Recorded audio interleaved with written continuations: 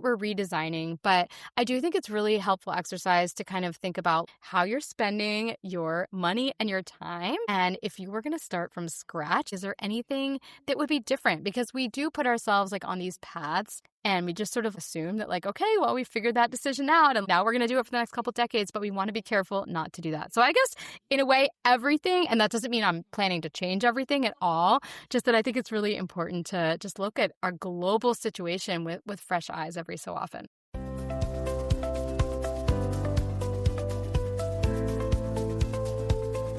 Welcome to Redesigning Health and Home. I'm Meg. And I'm Carrie.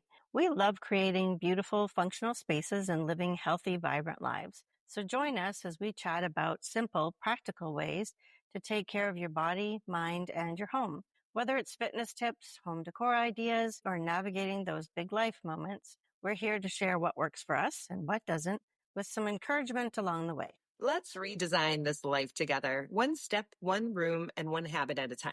Hello and happy Friday from Redesigning Health and Home. My name is Carrie and I'm here with my co-host and wonderful friend Meg.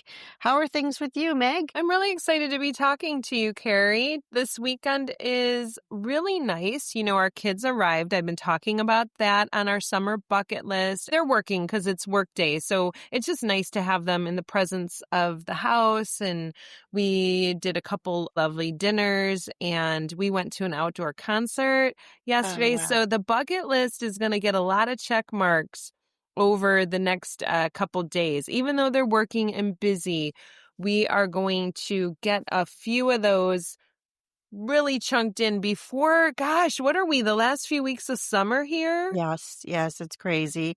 And I am so glad there's nothing better than having your adult kids come home. It's the best. Harry, speaking of your bucket list, did you recently do your evening sale? Wasn't that around now? Yes, we did. It was like 2 weekends ago, and we actually had planned it all, and I had made my charcuterie, and our other friends had made their sandwiches and everything. And then Linda texted us and said, "Oh, hey, ladies, we got an alert that looks like the winds are too high to sail, and so we might not actually be sailing. But come on down, let's have a visit anyway." And their adult daughters were all in town, and we're like, we cannot miss this. So we went down, and as luck would have it, the weather straightened out for us, and we were able to go. And seeing sunset from Lake Michigan back at the Chicago skyline with all the little twinkling lights coming on, it was absolutely magical. We'd never done the evening sale before. Highlight of the summer. It was fabulous. Highlight. Oh my Yeah. gosh, that's great. You know, and if you look at a map of the US and you see the Great Lakes, Mm-hmm. they're huge. Yeah. So even though there's so many lakes in so many different states, beautiful, huge, I don't think so many people realize. It's almost like you're being on the ocean. It's so huge, and the beautiful skyline and the Yes. cityscapes, nothing is better. That's Yes. amazing. And the same friends that took us on that evening sale, they actually did a 6-day sale, and they went completely to the other shore, to the Michigan shore, and they would dock at night to sleep, and then they would sail. So they did like a 6-day sale.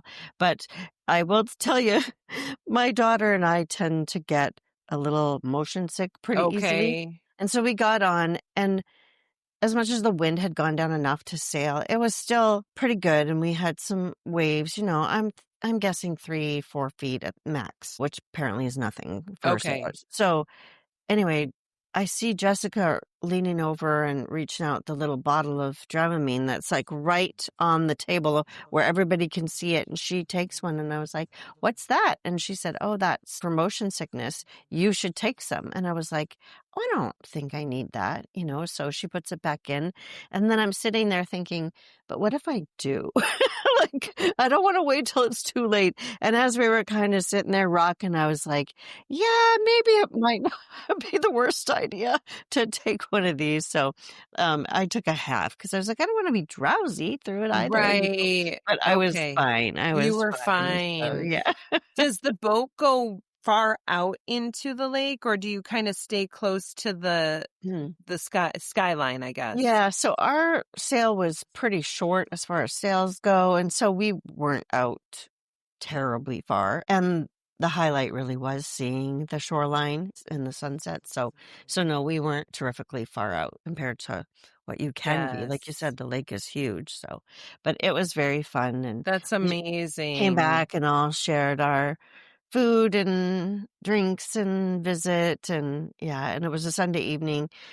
I think we got home at like midnight, but we didn't even care, had to work the next Oh, day, but it was totally, totally worth it. So that's so fantastic. I mean, if anybody could come visit Chicago and just even drive Lakeshore Drive at night when it's just all lit up and the yeah, skyscrapers and the lake is on one side. I mean, it's one of the best things, I really it think. is. It's such a beautiful city. That's It so really great. is. I'm glad you had a good time. Yeah, and so Yes. we're excited. We're going to the top of the mountain on Friday for it's called Ride and Dine. There'll be like a barbecue picnic at the top with some live music, and that's coming up. Yay. Gibbs' aunt arrives tomorrow night, so I'm going to make a nice big dinner for everybody. And yeah, Aw. everybody's just working, but we're still just in the presence of one another, which is Yep.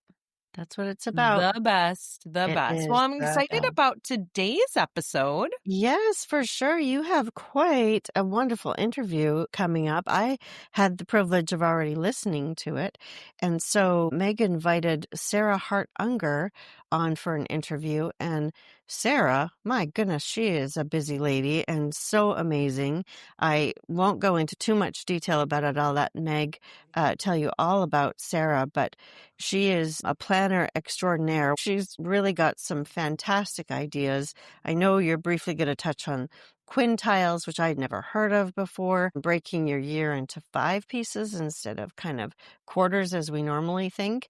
And I was thinking about it and how, we're getting to the very end of August and back to school and all that. And it does feel like its own separate little season, that back to school chunk just before we get into all the holidays. And so it really does feel like its own little separate time of the year. So I'm very excited for our audience to hear about it. So tell us a little bit about what we're going to hear. Yeah, I was excited. And actually, before that, it was funny because once I, ended speaking with her, I had a little bit of butterflies in my stomach thinking, oh, I didn't even get to talk about this because I was really just in awe of what she had to say and wanted to get my questions out that I wish I would have just kind of slowed down and talked to her just more personally because she was delightful and full of energy, which I just soaked up and loved. But yeah, she's going to talk about all the great things she has going on personally and professionally. Well, let's not wait any longer to hear this wonderful interview between Meg and Sarah Hart-Unger. Thank you so much, Carrie. I am so excited to welcome to the show Sarah Hart-Unger. Sarah is a physician, mother of 3, podcast host, and course creator, is a leading voice in planning and productivity. She hosts Best Laid Plans, a weekly podcast diving into planners, task management, and organizing strategies, and she also co-hosts Best of Both Worlds with Laura Vanderkam, offering insights on balancing career and family. Through her website, The Shoebox, that's SHU, Sarah shares her blog, newsletter, and Best Laid Plans Academy courses, such as Planning 2026. Her upcoming book, which is set for release in December 2025, will inspire others to organize their lives with passion and purpose. Yay! Well, welcome, Sarah. Welcome to Redesigning Health and Home. It's such a joy to speak with you today. And Carrie and I were absolutely fighting over who was going to do this interview. So welcome. Would you take a moment to share a little bit about yourself, your professional life, whatever else you want or feel comfortable doing? Sure, and thank you. That is so flattering and so kind. I am excited to be here. So my name is Sarah Hart-Unger. I'm a lot of things. So I'm a practicing physician, a pediatric endocrinologist. I do that part-time. I'm a mother of 3. I got kids 7, 11, and 13, and I'm a podcaster and blogger. I have written at the same online space since 2004, which is really an obscene amount of time, but I just love it that much. And I am co-host of the Best of Both Worlds podcast with Laura Vanderkam, an author and writer and speaker. She is awesome. And then I have my own podcast called Best Laid Plans about all things planning and planning adjacent. Amazing. Wow, quite impressive resume there. Well, we're super excited to chat with you about best laid plans and your content. And just from listening myself, you inspire so many. So can you tell us, how did you become to love, or I should say, the passion of planning? How did that all develop for yourself? It has been a slow burn, but I have been into planning for a very long time. And I think a lot of it just stems from the fact that I've always wanted to do a lot, like just maybe a little bit more than many people might have thought was reasonable. Like in college, I wanted to do all the activities, but I also still wanted to be pre-med. And in med school, I wanted to work a part-time job and enjoy time at home, but also, of course, do well in med school and all that kind of stuff. And then in residency and fellowship, when I had my first child, I really started to see that the only way that I was going to be able to continue to fit in all these things I wanted to fit in my life that I felt made my life so great was really careful planning. And I read Getting Things Done in the early aughts and was super inspired by his system. But then over time, just started to feel like, you know what? Like that was a great starting point.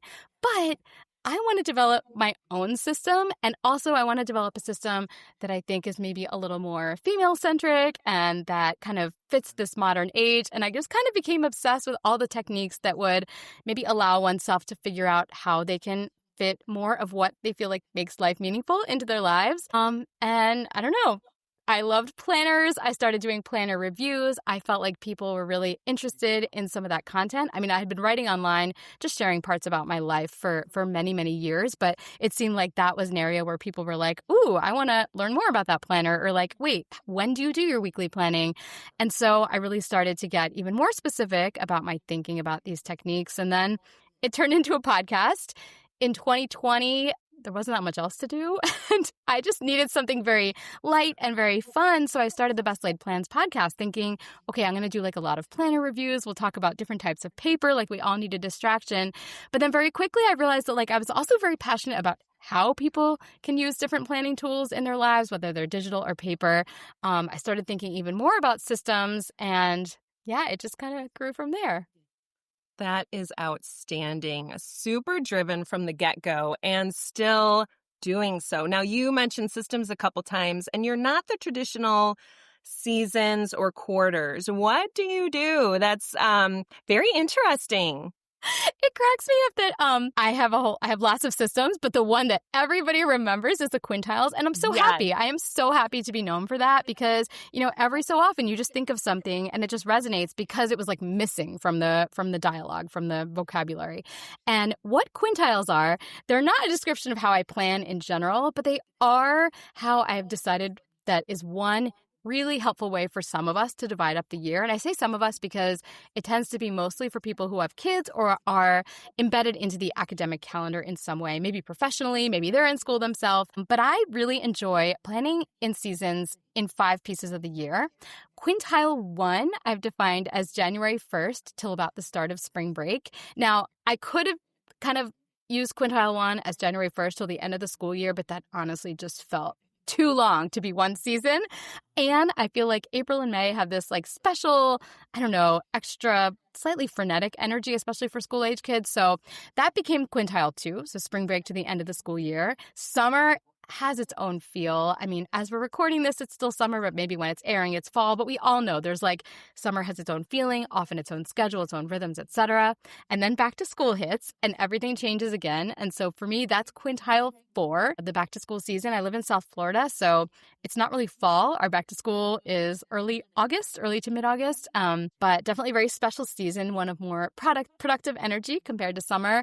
And then I do feel like November and December were just special in some way, like they're filled with holidays. We start thinking about the next year. There are lots of celebrations, and like people are just like starting that gradual wind down. Like it just doesn't have that same productive type energy that maybe the January quintile or the back to school quintile has. So I named that quintile 5, or I also call it celebration and reflection season. So yes, I teach people how to plan by the year, by the season, by the month, by the week, by the day, like all of those different time horizons. But people always remember my seasons. And I actually don't think everyone needs to divide their year into 5, but if that resonates with you, then I am very excited for you to give it a try. Well, I think it would. And you mentioned school-aged kids or the school calendar. And Carrie and I both, our kids are grown and off, but I still go by that summer is special, those winter. So I think even I teach some fitness classes here and there, and it's funny because they're all older adults. And I still said it's back to school season because we all feel it. We see the kiddos on the buses or so I do think a lot of people could use that system because we feel all of those different the quintile system seems to it seems to work. I am Well, so happy to hear that, honestly, yeah. because I don't really want to let back to school go. My youngest is 7, so it's not like it's going to happen anytime soon. But yeah, I want to be 70 and thinking about fresh You pencils. will. And I tell you, they're the most vibrant group and it's wonderful. Well, you mentioned some of your planner reviews. So I know you love your paper and your planners, but share a little bit about some of your favorites. My favorite tools. Oh my gosh, I have so Yeah. many. I personally currently use Hobonichi as my kind of main planner. Hobonichi is a Japanese brand.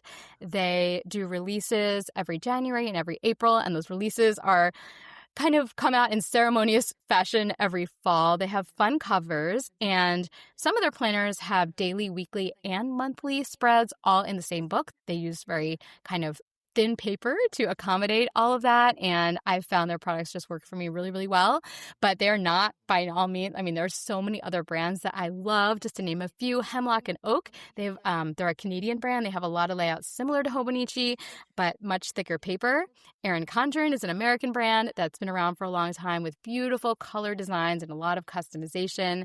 Passion Planner is another really popular one. So I could keep going. There are so many great planners out there, and there's a planner for everyone. And I also absolutely think digital planning can be wonderful as well, whether you are doing it just straight Google Calendar style, or you're using kind of a prettier layout, like something from Artful Agenda, which is a company that would allow you to use your digital calendar, but kind of make it look like a planner on the screen.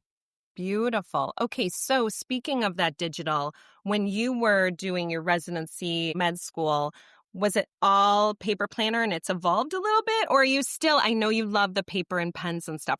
Do you tiptoe into the digital?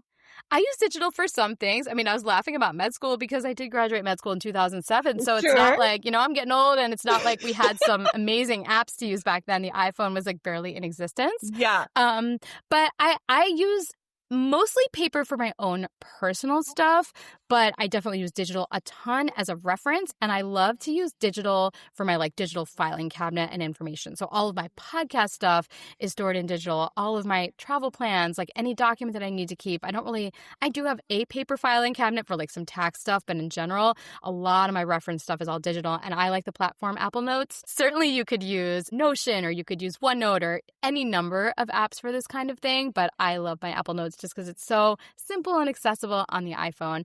I don't do a lot of digital calendaring.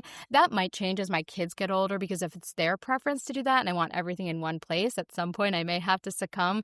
But I do right now do a lot of my just hardcore planning and calendaring still on paper.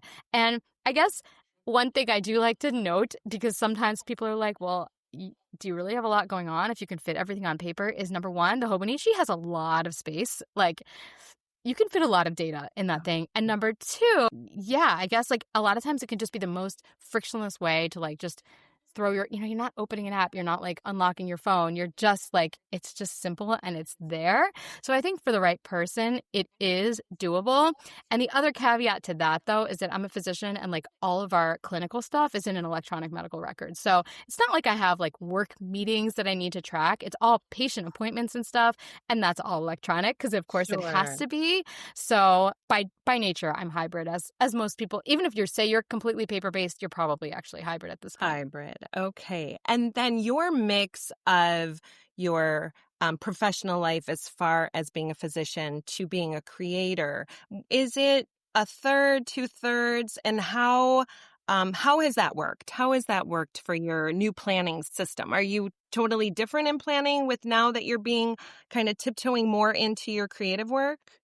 No, my planning system's the same. I never ever put patient appointments in my paper planner. It would just say there'd be a block from like 8:30 to 12 that would just say like patients, So that part hasn't changed. My split is about 60-40. So I work clinically 3 days a week and I work for myself 2 days per week. And I'm very good about setting those clear delineations. So it's not like I'm like logging on to do a little clinical work on my days off. Like they understand I'm not there and we have coverage. So, certain areas of medicine, it is actually very possible to work a pretty clean part-time. It's not like one of those knowledge work jobs where it could be unclear, when you're supposed to be on or what you're supposed to get done in a part-time type of role. But planning wise, no. I mean, I was using my Hobonichi when I was full-time clinical, when I was doing a very administrative role at work, and now in my creative hybrid. It still the same tenets seem to work pretty well.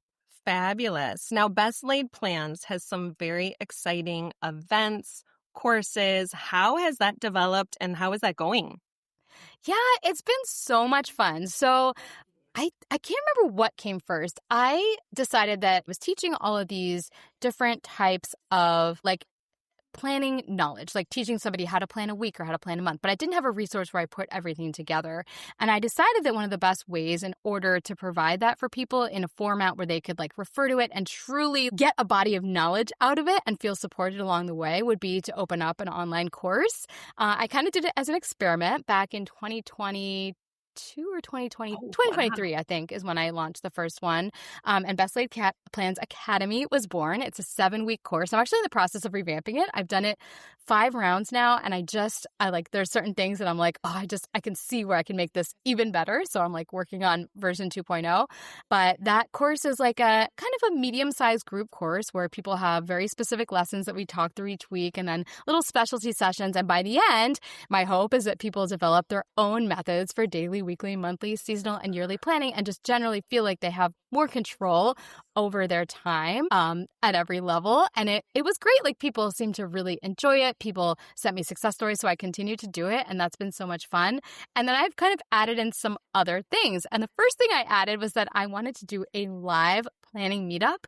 And everyone told me like, you should not do a live course. Like there's a lot of liability. It's obviously not cheap to run a course at a hotel, etc. And I was like, I don't really care. It's fine. Like hopefully if I don't lose a ton of money on it, then it's worth doing. And I am not going to say that I made lots of money on it, but let me tell you, it was so much fun. The first one we did was Planning 2024, held in fall of 2023. The second one was a year later. We added 10 more participant slots. And then I also brought in a co-host because Laura is my, podcast partner on Best of Both Worlds. And I just thought it would be more fun and less pressure to do it with someone. And that turned out absolutely to be true. I had a blast the last time. And now we have our third one planned. We even kind of upgraded the hotel location for this fall. So that's been so much fun. But then I realized that there's a lot of people who cannot travel to Florida. So I was like, I will also do a virtual one. So I do an end of year annual planning course where the whole focus is not to teach you how to plan, but to guide you through this is how we're going to plan together so that by the end of this, you have already thought through your next year. So right now we'll be thinking through 2026 and, making your goals list and thinking through your travel and all the family stuff and everything. So so this will be the 3rd year of that running. And then finally, I added another one called Planning by Season because people were like, oh my gosh, I love this yearly thing, but I want something a little bit more frequently. And I was like, okay, I don't think I could do weekly. I don't think I could do monthly, but let's set up something seasonally. And that's actually maybe my favorite one, actually, because I developed this awesome workbook and it's very seasonally themed. And we meet every season. We talk about goals and there's enough continuity there in that group where when we meet in Q2, I'm like, okay, Jen, did you end up remodeling the kitchen like you talked about? Because it's not a huge group and we can support each other. And I find that one so much fun. So those are my course offerings. They've been such a blast to develop. I work with a designer, so I don't do the artwork by myself, but I design all the content by myself. And I'm always trying to make them better. That is incredible and inspiring. Now, and let me ask about the season one. So you meet virtually? Is it a full day? Is it so that's 4 times a year you meet? Or how do you So it's virtual. It's an hour, and we actually meet 10 times a year. So we meet Oh, once each quintile, and then once between each quintile, and the ones in between each quintile are on like a special topic. Like I think we just did household organization for spring cleaning for Q2, for example, and summer we did travel. And usually we'll review how our goals are going for that given quintile, but then also focus on that special topic. And all the sessions are just an hour. I try to time them so a lot of people can do them kind of around their lunch hour if they're working like traditional hours. And again, it's the same group of people throughout the whole year. So that part's been really, really fun. And we also have a What's Up thread, so people will, share things there as well.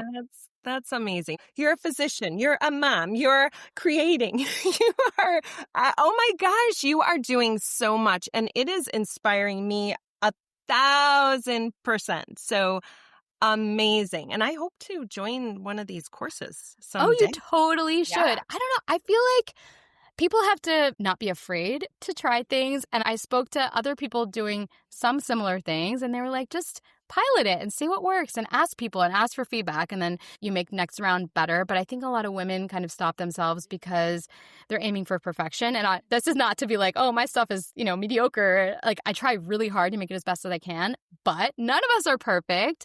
And so you do the best you can and you put something together and you ask for feedback and you make it better. So I don't think I'm doing anything like magical or special, but it's been really fun to see stuff grow. And like, you try something and you can add on to it. So you could do something smaller and then decide, oh, this is missing this, and then something grows. So all of this has not happened overnight. I guess that's also important to note. I have been blogging for more than 20 years. It takes a long time to build an audience. And I do think the best thing you can do to build one is to share organically and be real and just keep coming back. And if what you're offering resonates with people, they'll keep reading or keep listening. Yes. Well, you're very easy to listen to. I always love tuning in on Monday mornings, while I'm getting my morning going. So on Best Laid Plans, I know you release on Monday, but I wanted to ask you, there is something very special happening on December 16th in your life. Can you share what that is going to be? Yes, and you mentioned relaxing. I feel so bad because my voice is not at it. Like I definitely caught some kind of kid bug. So if anybody hearing this is like, wow, she sounds a little more harsh than I would have expected, I usually sound much nicer. But anyway, December 16th, I have a book coming out, which has been a long time dream of mine. I've always wanted to write a book about planning. As I said, I read Getting Things Done, and I'm like, this is awesome. And I want to make a new one or make one based on this and so much more. And in some ways, that's what Best Laid Plans is. It's called Best Laid Plans, a simple system for living a life that you love. And it really goes through all the planning techniques, a lot of what I teach in Best Laid Plans Academy. I don't think I could have written the book without doing the course first, because I feel like the course forced me to really crystallize and come out with exactly if you're going to teach something to someone, you better understand what you're teaching. And so that was like a necessary first step before the book. But it's been so much fun, and it's all about planning and planning at every level, and also just different challenges around planning, like planning with a partner, maybe who doesn't want to plan as much, and all kinds of other things. So yeah, super excited for that. And that is coming out from the publisher Source Books in December. I believe it's available for pre-order, correct? Yes, you can pre-order it anywhere books are sold, pretty much, from Amazon, Bookshop, Barnes & Noble, Target, etc. So, of course, I would love it if you do. There are going to be some pre-order bonuses that are yet to be completely crystallized, but if you order it before the bonuses come out, you can still share your purchase information and get access to any of those bonuses. This is incredible. Sarah, tell me one little thing. I hear you mention planner piece. Tell me what that is to you, planner piece. Planner piece is having a system that is supporting you in the season of life that you are in, and that kind of brings you joy and you feel like is helping you move forward towards the things that you love. And planner piece might look different to different people, and it might look different in the same person in different seasons. You kind of know when you're not in planner piece. You feel that unrest, like, this is not supporting me in the way that I want to, but you kind of know it when you get there. Amazing. Well, we at Redesigning Health and Home are always working to grow into our new selves. I think we can say we will all be inspired to do and upgrade our planning game. Right now, is there anything in your life that you are redesigning? Yeah, that's a fun question. Well, The other day, my husband and I, we were just thinking about like retirement and the timing of that. And so I don't know that we're redesigning, but I do think it's really helpful exercise to kind of think about how you're spending your money and your time. And if you were going to start from scratch, like, is there anything that would be different? Because we do put ourselves on these paths and we just sort of like assume that, okay, well, we figured that decision out and like now we're going to do it for the next couple decades, but we want to be careful not to do that. So I guess in a way, everything, and that doesn't mean I'm planning to change everything at all, just that I think it's really important to just look at our global situation with fresh eyes every so often. Amazing. Well, Sarah, this has been so incredible. I know our listeners are going to just eat all this information up. Is there anything else that you'd like to share about you or your business or anything? Yeah, I guess just where you can find me. My website, again, it's an old school blog that's been running for forever. So it has kind of like a more atypical name. It's called theshoebox.com. It's THESHUBOX.com. SHU are my initials. I'm Sarah Hart-Unger. If you search for my name, you'll probably find my website anyway. And then you can check out my newsletter. Just click on the newsletter button. I put out newsletters about every month. If you're interested in the courses, there's a courses page on my website, or you can type in theshoebox.com/courses. And then I think there's a link to my book on there as well. So yeah, enjoy. All so perfect. Well, Sarah, it has been a delight and a pleasure. I can't thank you enough for your time. Thank you so much. Thank you so much for having me. Thanks for listening to the Redesigning Health and Home podcast. If you've enjoyed this episode, we would love for you to like, share, and follow along so you can catch us on all future episodes. You can find me, Meg, at Fit, Fed, Feeling Good on Instagram, Facebook, and YouTube. And you can find me, Carrie, on my website at homestylewithcarrie.com and on Instagram and Facebook at homestylewithcarrie. That's Kerri. And you can find both of us at Redesigning Health and Home on Instagram and Facebook. So join us next time for more inspiration on creating a home and a lifestyle that truly supports your best health.